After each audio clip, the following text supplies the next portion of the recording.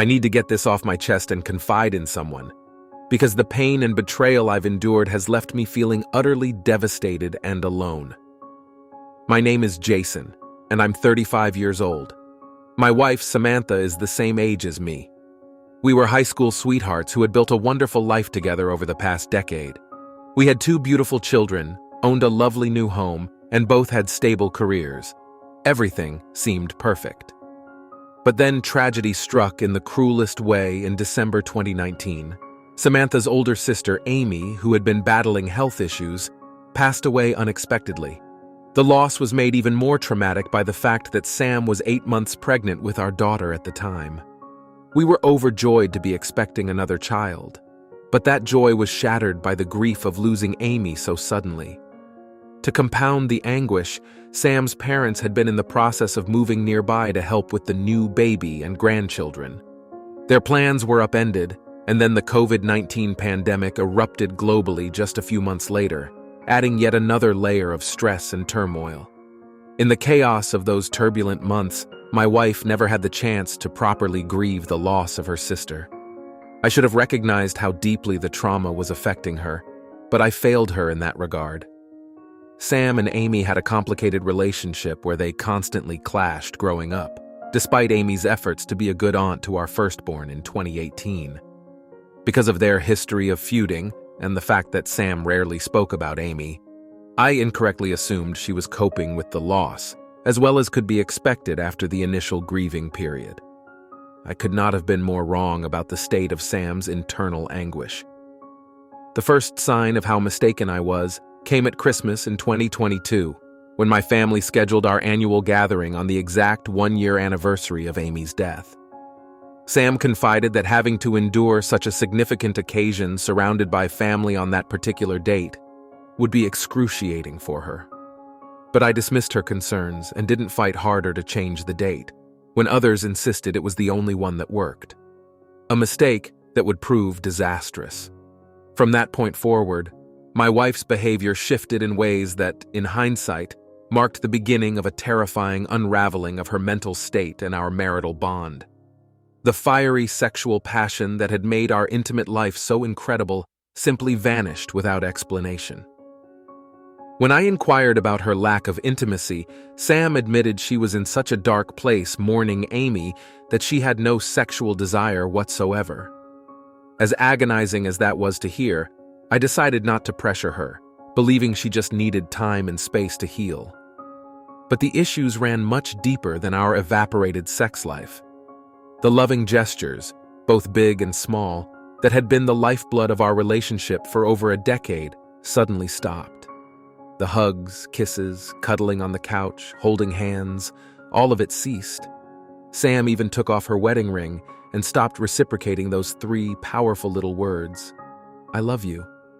What had once been an extraordinarily affectionate, romantic union quickly became a hollow roommate situation where we were merely co-parenting out of obligation.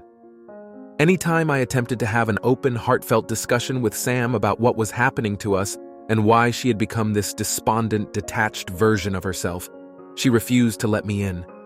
She asserted it was just her own personal struggle in grieving Amy, and that it had nothing to do with our relationship.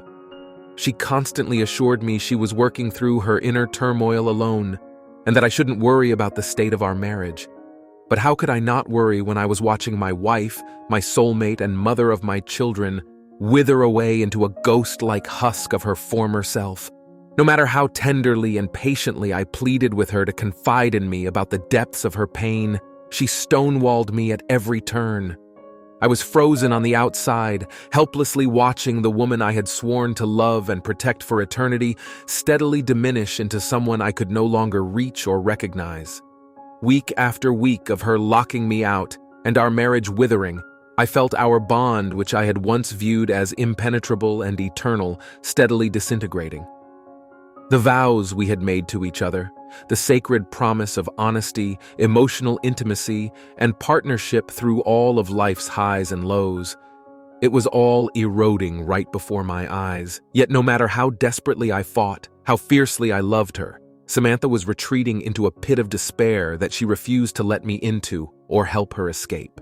And eventually, as you'll come to learn, That bitter isolation she was nurturing would lead us down a path of betrayal that shattered the remaining illusions I still clung to about who my wife truly was. Our love story was about to take a tragic turn into a realm of deceptions and choices that would leave me questioning everything about the woman I had married and built a family with. My life was about to unravel. As the weeks bled into months in that new year, Samantha's descent into depression only worsened. January came and went, with the joy and intimacy that once defined our marriage nowhere to be found. Day after day, I watched helplessly as my wife drifted further away from me, the love we had sculpted gradually eroding. Her isolation became nearly total. She was a mere specter haunting the home we had worked so hard to build together. Simple conversations about work or mundane family logistics were met with terse one-word responses and a hollow stare.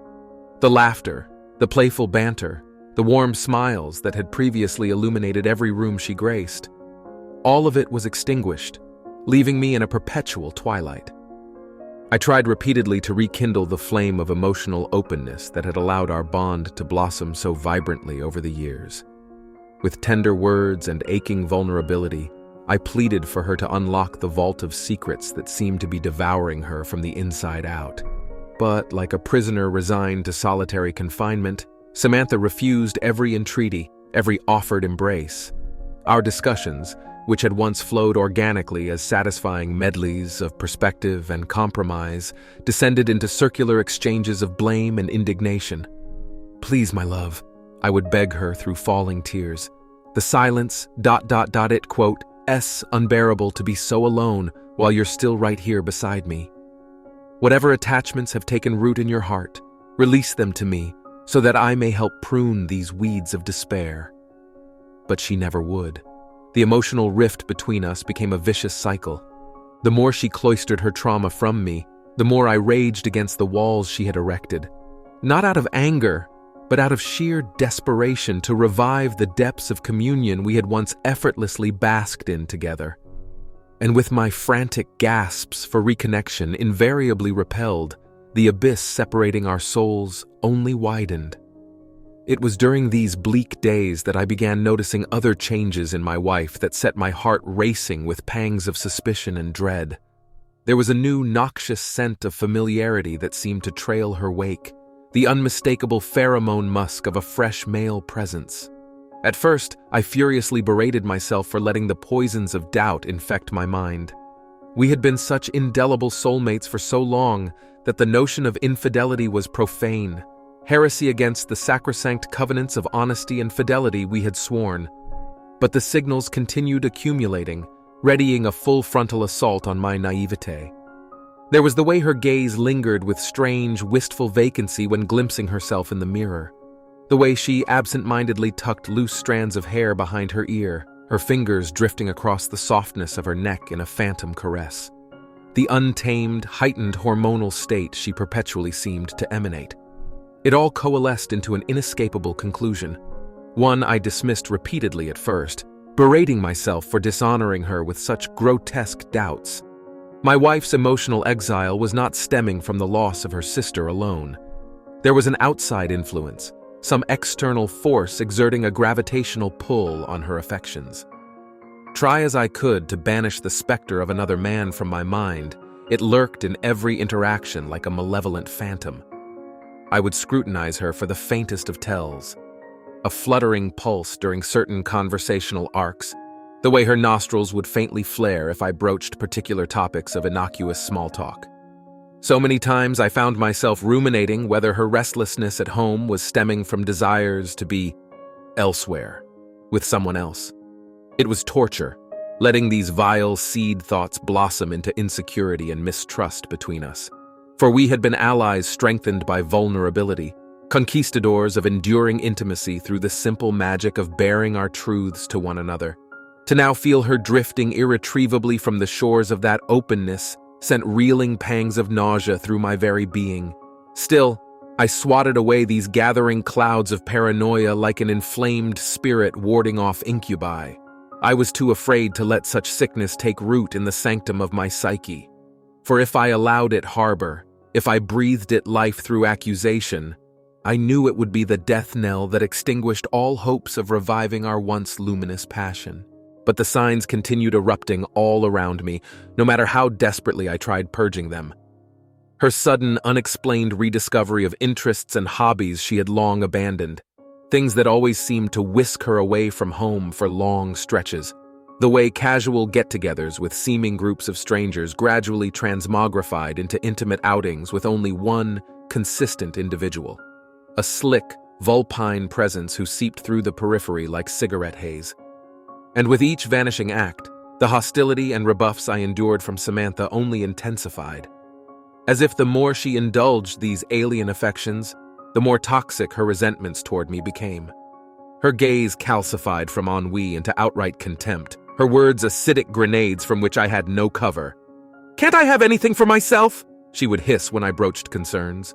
"My world has been turned inside out. Don't I deserve even the smallest degree of autonomy to cope?" I was being strategically gaslit, gradually conditioned to accept her furtive detachments as mere therapeutic sojourns to refresh her spirit. To question their veracity or dwell too intrusively was to be cast as a controlling, insecure succubus, an insult to her integrity and her grieving process. Until it all came to a head one May evening, once the pieces hurtled together into one undeniable tableau of infidelity, laying siege to any rational counterpoints my despairing psyche could still produce. I remember it as vividly as I do the first day we'd met, for it was simultaneously the day my heart was irrevocably shattered, the last ember of hope extinguished beneath the crushing weight of betrayal.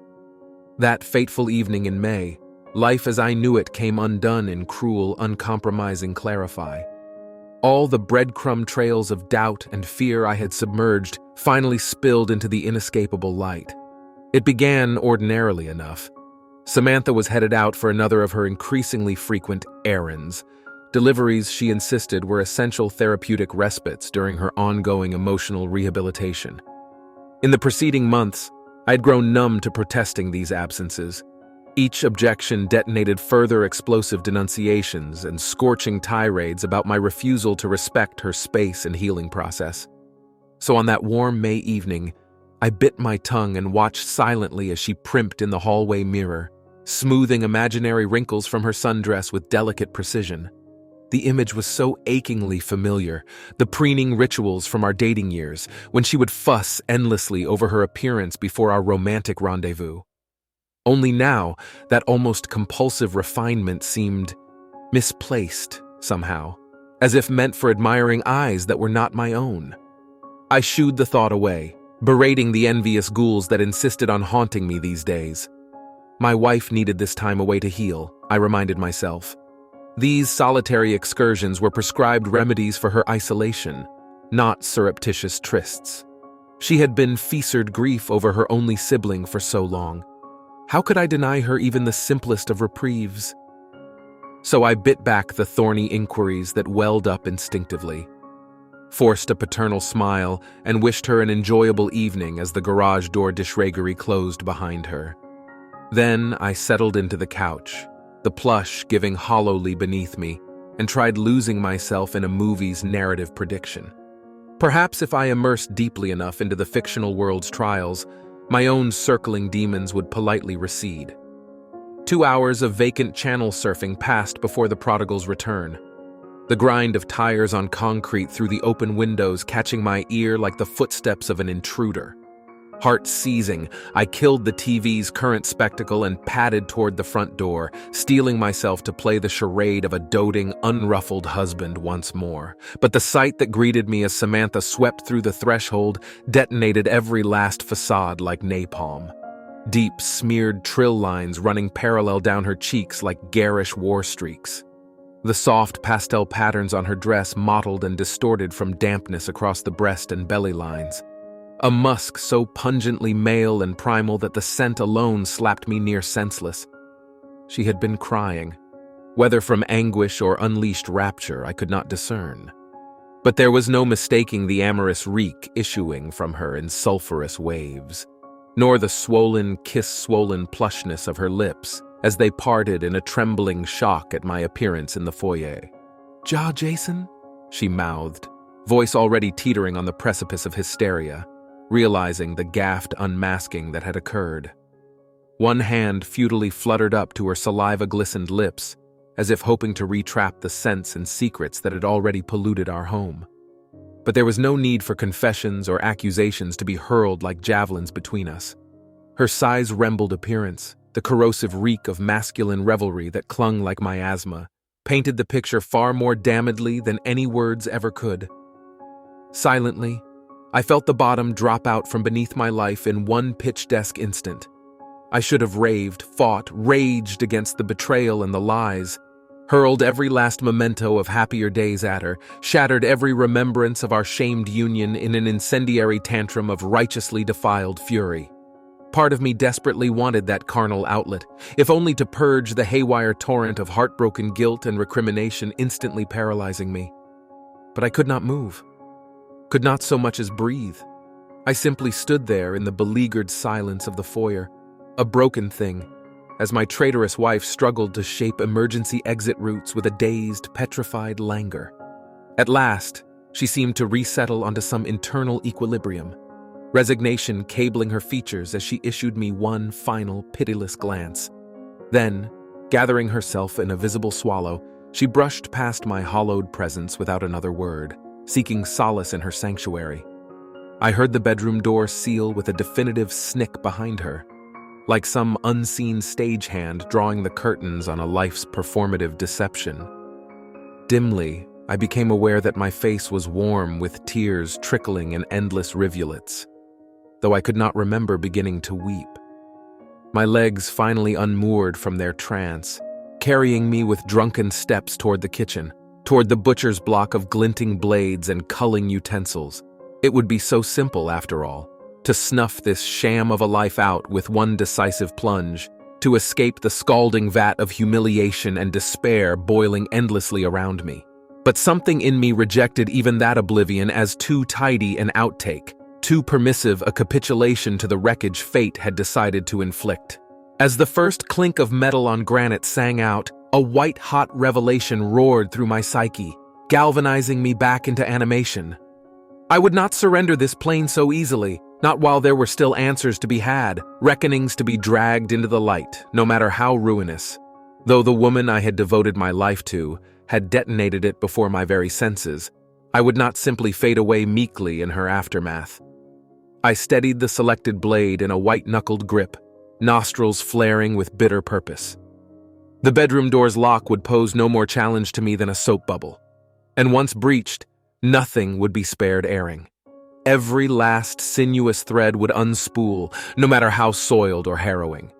I would force those putrid truth to my wife's lips if I must ream them for her gaping throat. Our marriage's sacred oaths and covenants may have already been defiled beyond redemption, but its death would be anything but ceremonious or merciful.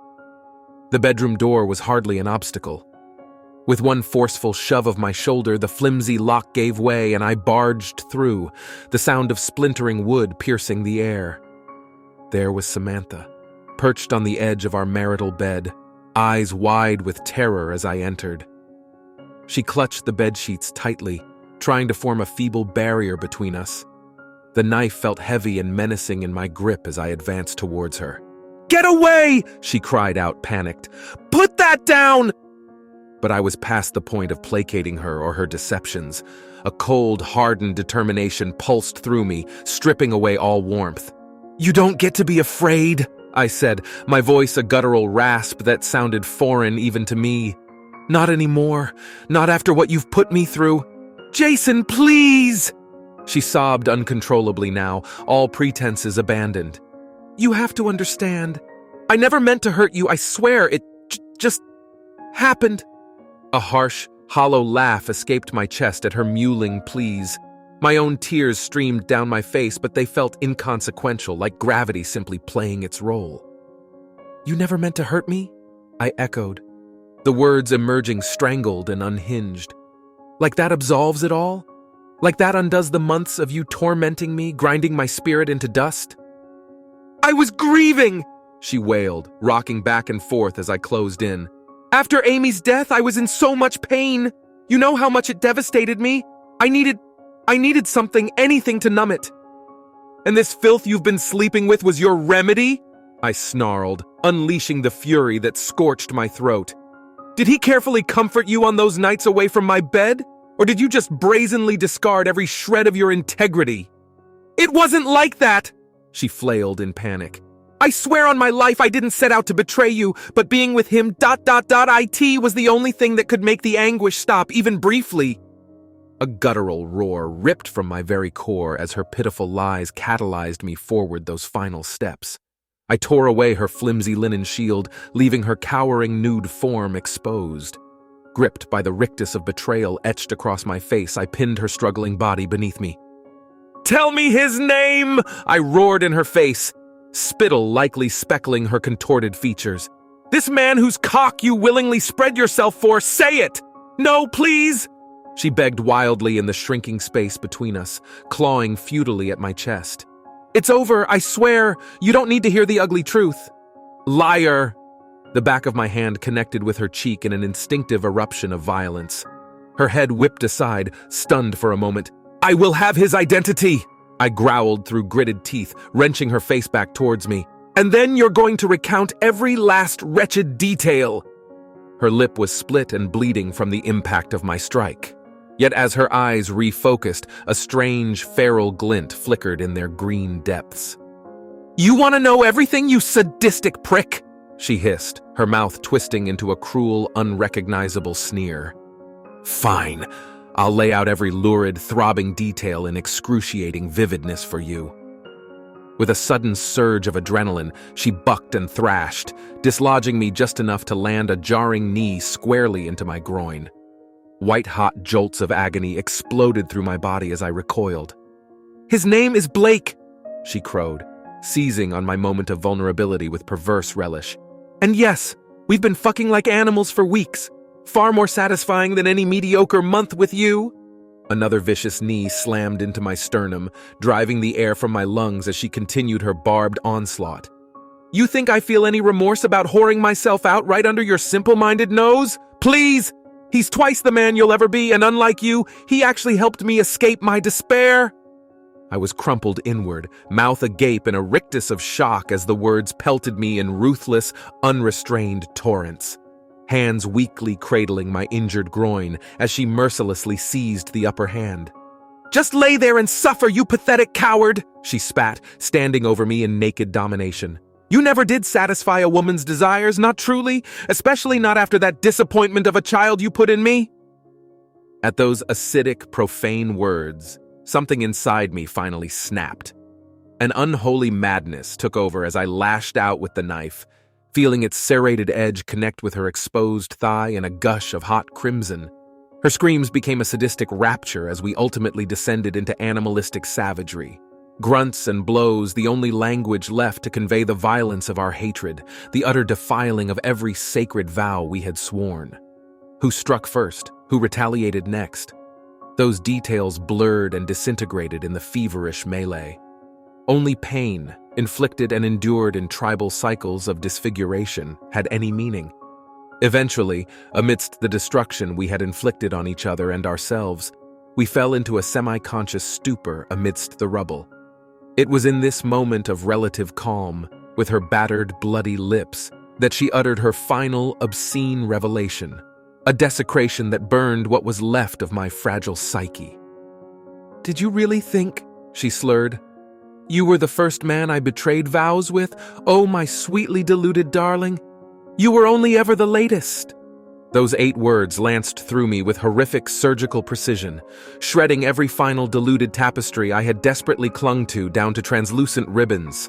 I felt my very sanity begin unhinging upon the imparted gravity of her confession. Any further taunts or profanities she may have uttered after that were drowned out entirely.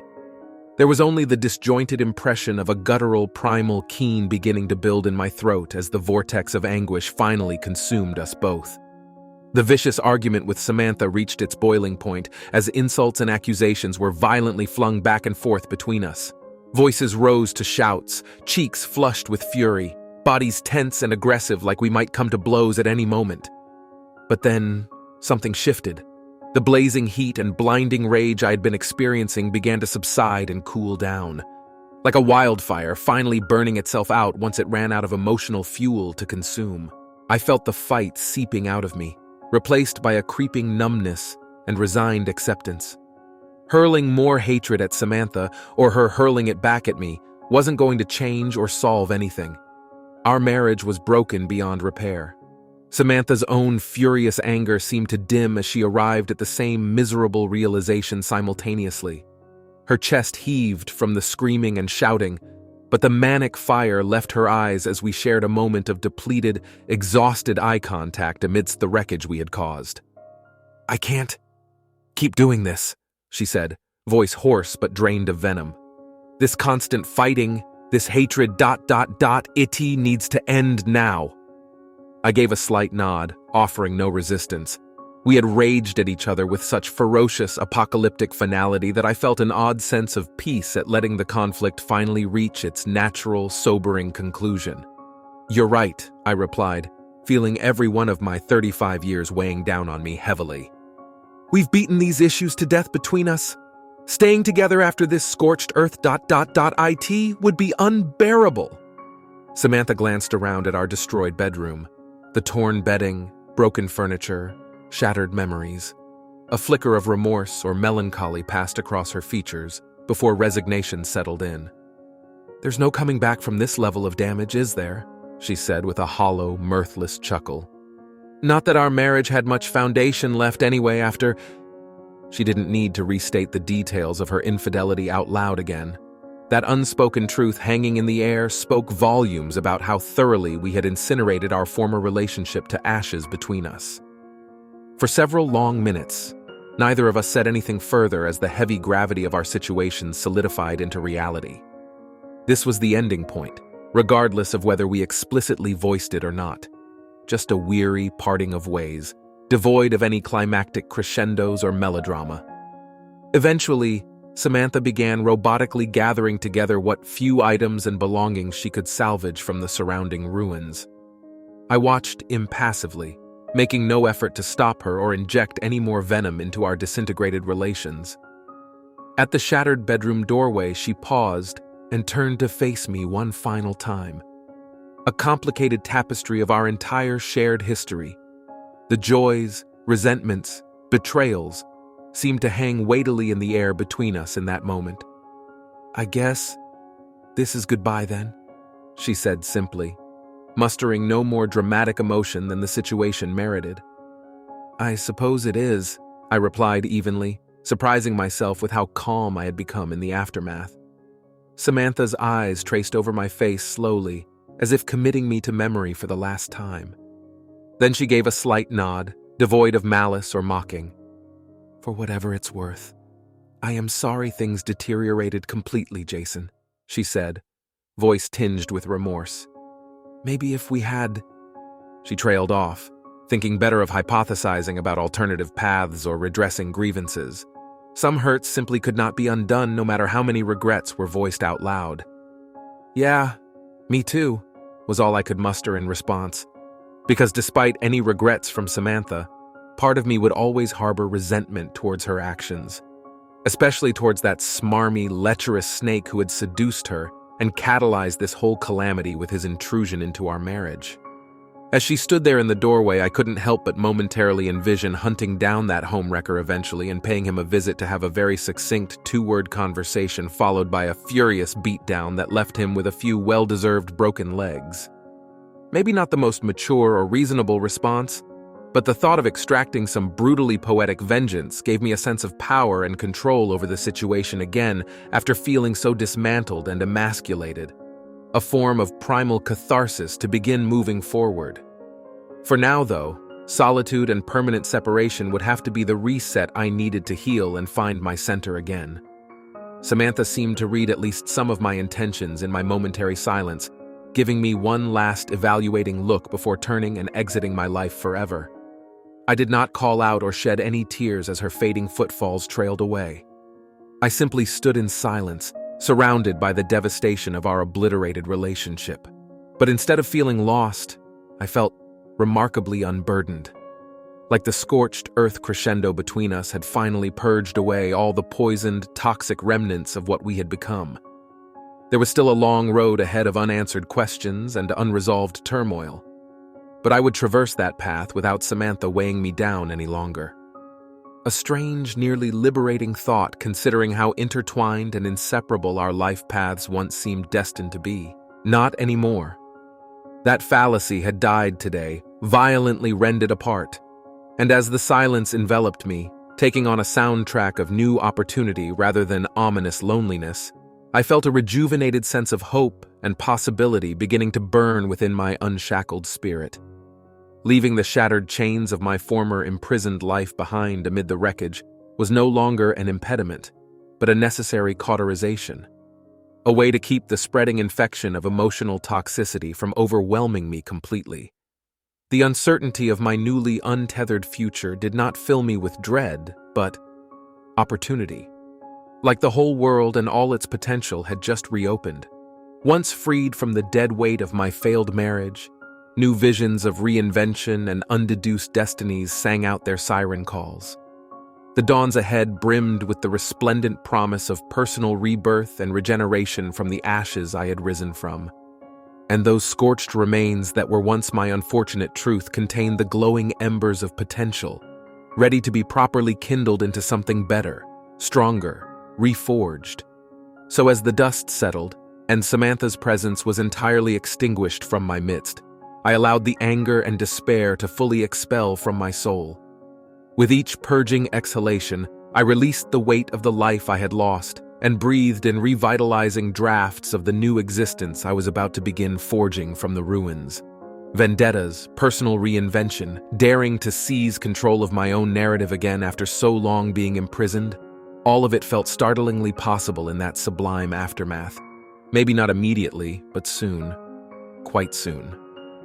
For now, though, I simply allowed myself to bask in the strangely soothing silence and emptiness surrounding me as I assessed the ashes and accepted the finality that my old existence had been permanently blown apart. It hurt like hell, but at least there was a path forward again, beyond the scorched ground. All I had to do was find my footing and start walking towards those glimmers of potential rebirth shining from the embers.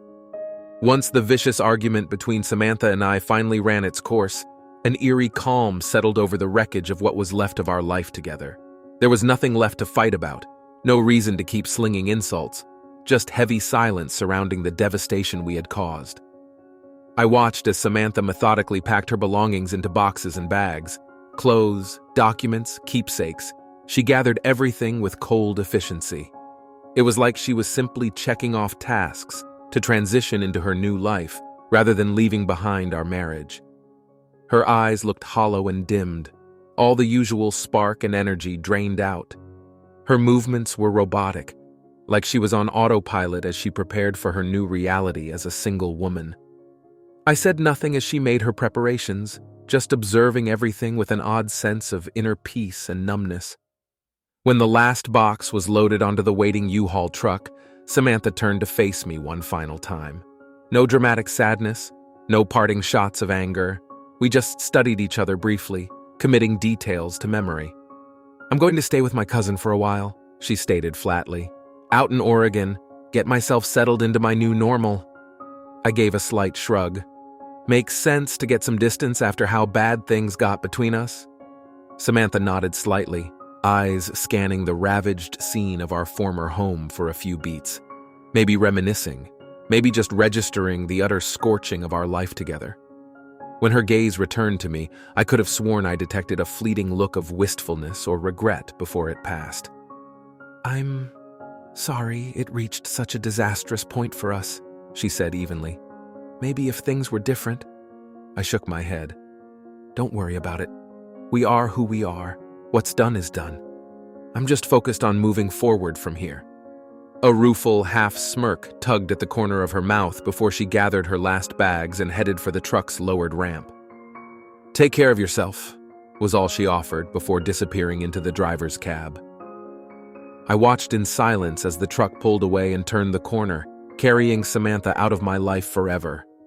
As the U-Haul departed, I felt an enormous weight lift from my shoulders despite the heaviness of the situation. Our marriage was over. That illusion of growing old together permanently shattered. But I also felt an odd sense of relief, like I was shedding that whole chapter of being a husband to start fresh. Sure, the perfect domestic future I had envisioned was gone, smashed into pieces at my feet.